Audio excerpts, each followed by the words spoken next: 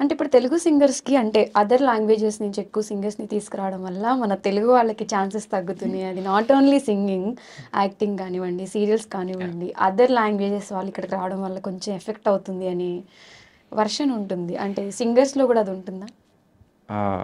Other లాంగ్వేజెస్‌లో వాళ్ళని ఇక్కడ పాడించడానికి నిజంగా మీరు చాలా టఫ్ క్వెషనే అడిగారు. మీరు పర్ఫెక్ట్‌గా గమనిస్తే ఇక్కడి నుంచి మన వాళ్ళు నార్త్‌కెళ్ళి పాడిన వాళ్ళని వేళల్లో లెక్కేసుకోవచ్చు. అవును. చాలా అసలు వాళ్ళు కన్సిడర్ చేయరండి. మన హ్మ్. సౌత్‌లో ద బెస్ట్ సింగర్స్ ఉన్నారు. కర్ణాటిక్ మ్యూజిక్‌లో గాని ఎలాంటి సాంగ్ అయినా పాడగలిగే వాళ్ళు, మంచి వాయిస్ ఉన్నవాళ్ళు హ్మ్. చాలామందున్నారు. మన ఇప్పుడు ఇండియన్ ఐడల్ మన 'శ్రీరామ్ చంద్ర' గారిని తీసుకున్నా, 'రేవంత్' గారిని తీసుకున్నా, వీళ్ళందరూ ఆల్రెడీ హిందీలో ప్రూవ్ చేసుకున్న వాళ్ళే గదా! హ్మ్. బట్ వాళ్ళకి హిందీలో ఎన్ని సాంగ్స్ ఉన్నాయి? మేబీ వాళ్ళు సింగర్స్ ఎంత లేదు. బ్యూటిఫుల్ సింగర్స్ కదా! హ్మ్. బట్ వాళ్ళు ఎందుకు అవకాశం ఇవ్వట్లేదని అందరూ ఆలోచించాలి ఒకసారి. బట్ మన వాళ్ళు అక్కడ వాళ్ళని తీసుకొస్తున్నారు. అవి పాటలు హిట్ అవుతున్నాయి. మన వాళ్ళు వింటున్నారు, సపోర్ట్ చేస్తున్నారు. ఎందుకో ఒక ఒక ఆ మూసలో వెళ్ళిపోతుంది మన ఇండస్ట్రీ. మీరు అడిగింది మంచి క్వెషన్ యాక్చువల్లీ. మన తెలుగు వాళ్ళు అవకాశాల కోసం ఎదురు చూసేవాళ్ళు చాలామంది ఉన్నారు. హ్మ్. నాలాంటి వాళ్ళు. హ్మ్. ఒక అవకాశం ఇస్తే మేము ప్రూవ్ చేసుకుంటాం అనుకునే వాళ్ళు ఉన్నారు. హ్మ్. నేను చెప్పట్లేదు నేను ఒక వండర్‌ఫుల్ సింగర్‌ని, నేను అద్భుతంగా అంత అద్భుతాలు చేసేస్తానని చెప్పట్లేదు. ఇచ్చిన పాటని ఎంతో కొంత న్యాయం చేయగలిగి, ఒక నలుగురు వినగలిగే స్థితిలో అయితే నేను పాడగలను దాన్ని.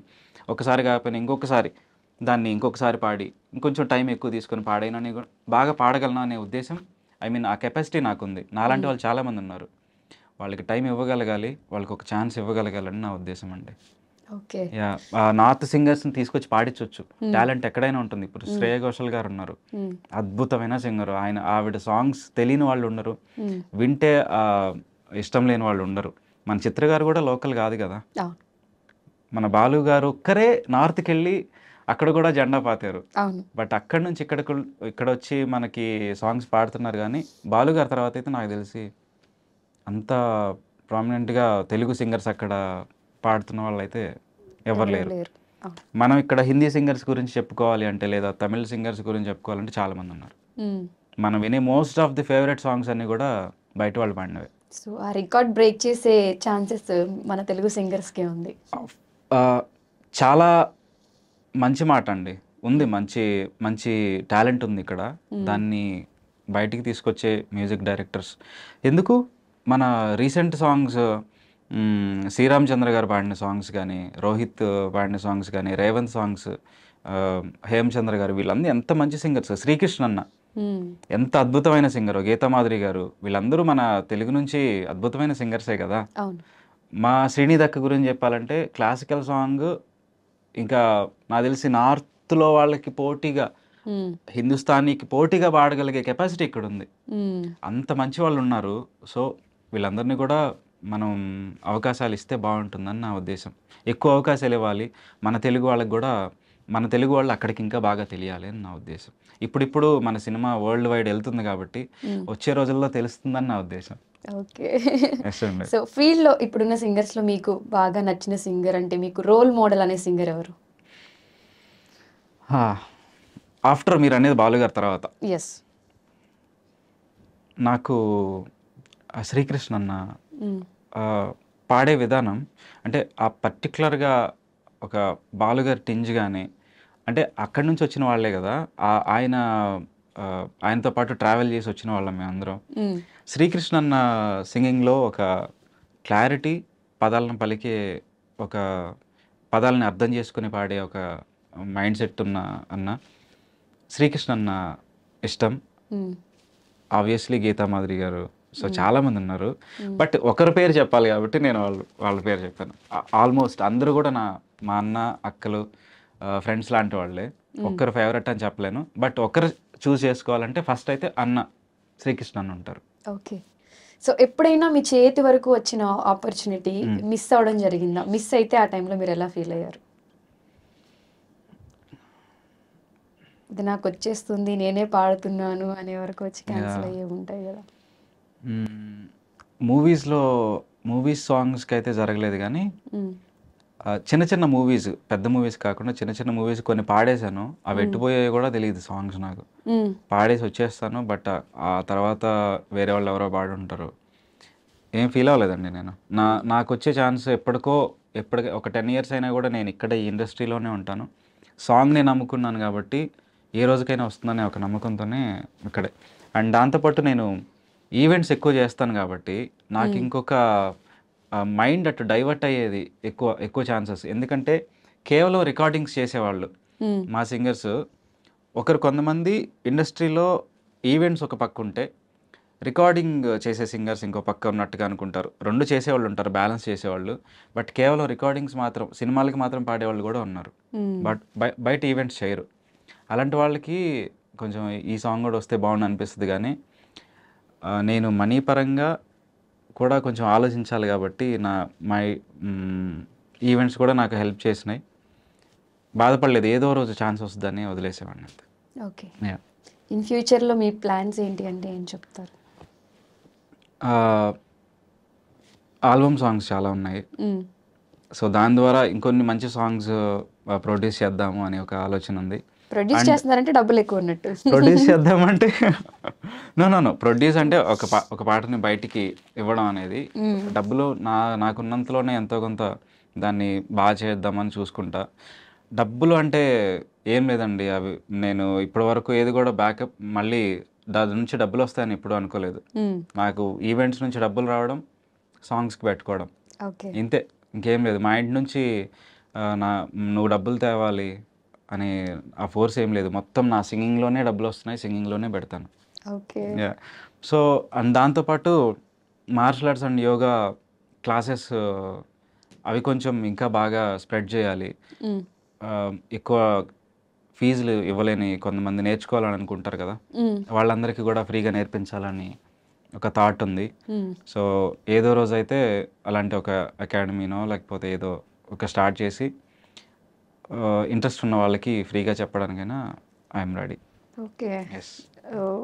సరే, ఇప్పటివరకు చాలా విషయాలు మాట్లాడేసుకున్నాం కాబట్టి మీరు ఎప్పుడైనా ఎవరైనా అమ్మాయి కోసం, డ్రీమ్ గర్ల్ కోసమో లేకపోతే క్రష్ కోసమో పాట పాడడం జరిగిందా? పాడానండి యాక్చువల్లీ. ఓకే. ఎప్పుడు అంటే నా first girl friend. First girl friend అంటే ఇప్పుడు వేరే వాళ్ళు ఉన్నారని కాదు. అది అయిపోయింది, ఆ గతం అయిపోయింది. బట్ అప్పట్లో పాడేవాడిని. మళ్ళీ ఇంకే అమ్మాయి కోసం పాడలేదు, పాడట్లేదు కూడా, చిరాకు వచ్చేసిన తర్వాత. బట్ అప్పట్లో పాడేవాడిని, తర్వాత నా కోసం నేను పాడుకోండి. ఓకే. మీకున్న లేడీ ఫ్యాన్స్ అందరి కోసం ఒక సాంగ్ డెడికేట్ చేయమంటే ఏ సాంగ్ డెడికేట్ చేస్తారు? సో మీరు లేడీస్ కోసం అన్నారు కాబట్టి పాడతాను. అందరు లేడీస్ కోసం పాడతా. ఓకే. బట్ లవ్ సాంగ్ అని నేను చెప్పను, బట్ మంచి సాంగ్. నీ కాటుక కనులు విప్పారకపోతే ఈ భూమికి తెలవారదుగా, నీ గాజుల చేయి కదలాడకపోతే ఏ మనుగడ కొనసాగదుగా, ప్రతి వరుసలోను ప్రేమగా అల్లుకున్న బంధమా, అంతులేని నీ శ్రమ అంచనాల కందున, ఆలయాలు కోరని ఆదిశక్తి రూపమా, నీవు లేని జగతిలో దీపమే వెలుగునా, నీదగులాలనలో ప్రియమగు పాలనలో ప్రతి ఒక్క మగవాడు పసివాడేగా, ఎందరి పెదవులలో ఏ చిరునవ్వున్నా ఆ సిరి మెరుపులకు మూలం నువ్వేగా, మగువా మగువా లోకానికి తెలుసా నీ విలువా, మగువా మగువా నీ సహనానికి సరిహద్దులు కలవా. వావ్, నాకు తెలిసి ఫీమేల్ ఫ్యాన్స్ అందరూ ఇంప్రెస్డ్. అంటే ఇంతకు మించి వాళ్ళకి డెడికేట్ చేయడానికి మంచి సాంగ్ నాకు తట్టలేదు వెంటనే. అంత మంచి లిరిక్స్, ఆడవాళ్ళందరూ గొప్పవాళ్ళు అని చెప్పడానికి ఇది ఒక best example song. Okay. So ఫైనల్గా మిమ్మల్ని ప్రేమించే ఆడియన్స్కి కానివ్వండి, మీకు సపోర్ట్ చేసిన వాళ్ళకి ఏదైనా చెప్పాలి అనుకుంటే ఏం చెప్తారు? ఇప్పటివరకు ఆ, నన్ను సపోర్ట్ చేస్తున్న ప్రతి ఒక్కరికి, చేసిన ప్రతి ఒక్కరికి, ఫస్ట్ నేను స్టేజ్ ఎక్కడానికి కారణమైన వాళ్ళు కానీ, స్టేజ్ మీద ఎలా పాడాలి అని నేర్పించిన వాళ్ళకి కానీ, నా తప్పుల్ని ప్రతిసారి సరిచేస్తూ నువ్వు ఇంకా ఇంకా బాగా పాడాలి అని క్రిటిసైజ్ చేస్తూ, అంటే నేను ఎదగడానికి సంబంధించినటువంటి అది తిట్టడం కానీ, లేకపోతే నేను బాధపడినా కూడా వీడు ఎదగాలి అనే ఒక ఉద్దేశంతో నాకు చెప్పిన ప్రతి ఒక్కరికి, అండ్ నాకు అవకాశాలు ఇచ్చిన ప్రతి కంపోజర్కి, ప్రతి మ్యూజిషియన్కి, నా తోటి సింగర్స్ అందరికీ, నాకు నా లైఫ్ కోచ్ అండ్ నాకు గురువు మా శ్రీనిధి అక్కకి, మా ఇంట్లో పెద్ద కూతురు మా అక్క స్వాతి అక్కకి, మా అమ్మా నాన్నలకి, ఆ, మా నాకు ఫస్ట్ నుంచి ఈవెంట్స్ ఇస్తున్నటువంటి ప్రతి ఆర్గనైజర్కి, అందరికీ కూడా థ్యాంక్ యూ సో మచ్. నన్ను ఆ, ఇంత సపోర్ట్ చేసి ఇంత దాకా ఒక ఒక పెద్ద మ్యూజిక్ డైరెక్టర్ దగ్గర పాట పాడే స్టేజ్ వరకు రావడానికి మీ అందరి సహకారమే, నిజంగా మీ బ్లెస్సింగ్సే నాకు తోడుగా ఉన్నాయని అనుకుంటున్నా. మీ బ్లెస్సింగ్స్ ఎప్పుడు ఇలాగే ఉండాలని అనుకుంటూ thank you so much. Thank you. And Maman గారు, అండ్ మీరు మాట్లాడుతుంటేనే యువర్ గుడ్ ఎట్ హార్ట్ అనేది కూడా అర్థమవుతుంది. సో ఇలానే మీరు ఇంకా మంచి మంచి ప్రాజెక్టుల్లో పాడాలి అండ్ ఇంకా ఫేమ్ అవ్వాలి, మళ్ళీ మేము ఇలానే ఇంటర్వ్యూస్ చేయాలని హార్ట్ఫుల్గా కోరుకుంటున్నాను. మీ డ్రీమ్స్ ఏవైతే ఉన్నాయో అవి ఐ డ్రీమ్ తరపున ఫుల్ఫిల్ అవ్వాలని మేము కూడా హార్ట్ఫుల్గా కోరుకుంటున్నాం. Thank thank you you so so much. Much.